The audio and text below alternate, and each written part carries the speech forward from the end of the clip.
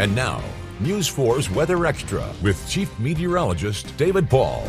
Welcome into Weather Extra on this Ash Wednesday. I'm solo tonight. My buddy Ryan is gone, but I've got the buzzer here to keep myself accountable just in case I mess something up. Well, we're talking about some good weather coming in, some cooler air on the heels of that storm event last night. The winds have been gusty for quite a while, all because of this strong area of low pressure in the atmosphere. This is 24 hours ago. We were tracking that line of showers and storms moving on through the wiregrass. A lot of lightning, a lot of heavy rainfall for a period as the line came on through, but the main severe risk that we saw, straight line winds. We did not see any isolated tornadoes pop up. Thankfully, that's some good news, because in situations like this, sometimes on the leading edge, you can have little spin ups, but when the line is solid like that, that's more of a straight line wind event as opposed to the individual cells that can produce tornadoes. The winds, though, were kicking last night. Here's a look at some of the storm reports with meteorologist Zach Webster.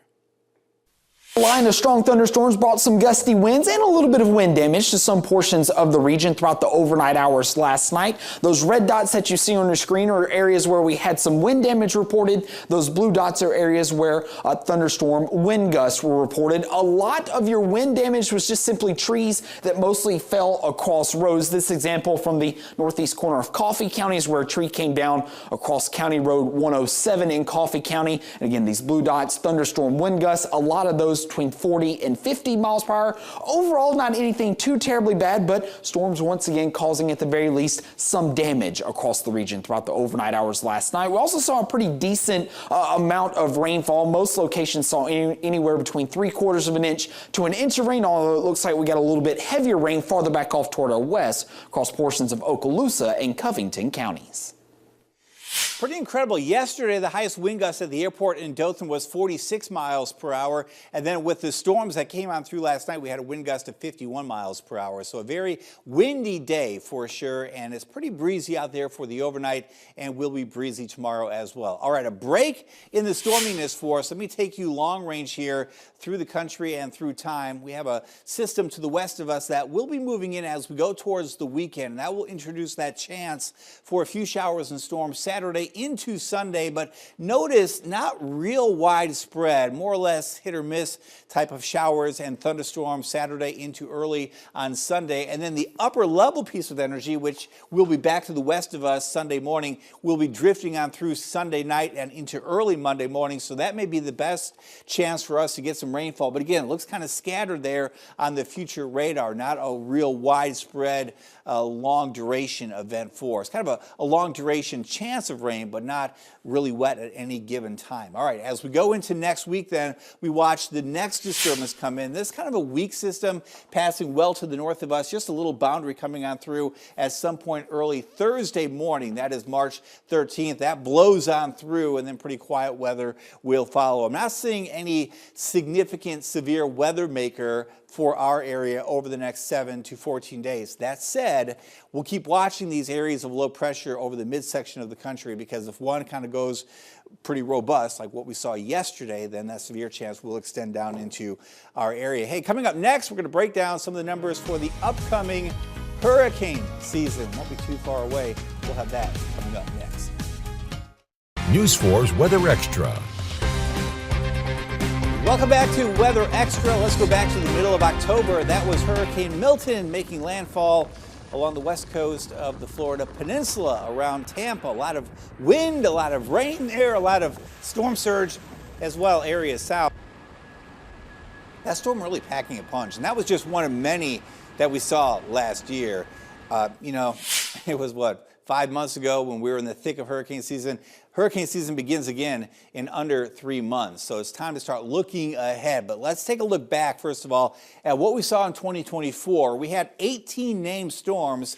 11 of those became hurricanes. 5 were major hurricanes. Those numbers were above normal. So let's look ahead to the coming season. This is new model data out from the European model, and there's a look at the prediction for activity, tropical storm, named storm activity for the Atlantic Basin, and the number in green there is what the model is projecting looking out for the months of June, July, August, September, October, and November. So predicting 12 just above that normal in that period, that climate period of 11.7. So if you look at the forecast going back to last year, that's the blue line. The prediction from the model was at 17. It was a little bit below that.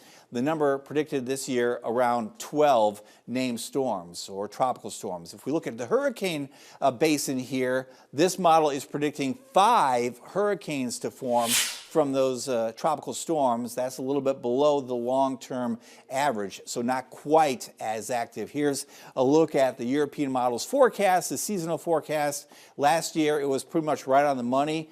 This year, again, forecasting 5, so not forecasting it to be as active as it was a year ago. But, you know, 5 hurricanes is 5 hurricanes. It just takes one hurricane to make for a bad year if that one hurricane comes into the Florida Panhandle and messes up our landscape. We know what can happen. Michael wasn't that far ago in the past. All right, so if we look at the plumes here for El Nino, La Nina. We've kind of dipped into a La Nina this winter briefly, but as we go through the hurricane season, it looks like the conditions will be pretty much neutral. If you look at all the different runs of this model, most of them are kind of in between what would be an El Nino up here and a La Nina down here. So it looks like there's a good chance that we'll see neutral conditions.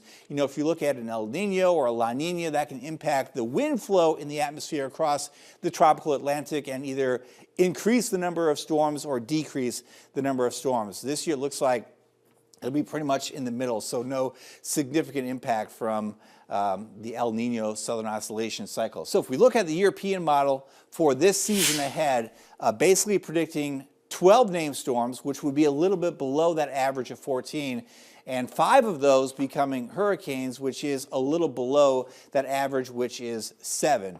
Again, that's some good news. It's always better, I would say, to have less hurricanes compared to more hurricanes, but you go back to, you know, 1992, for example, that was a very inactive hurricane season, but one of those storms that formed was Hurricane Andrew, and that was a monster storm, Cat 5, that came into South Florida, and that's something that we will be breaking down more and more as we go through time. The outlook for the upcoming hurricane season, we've got the National Tropical Weather Conference coming up next month.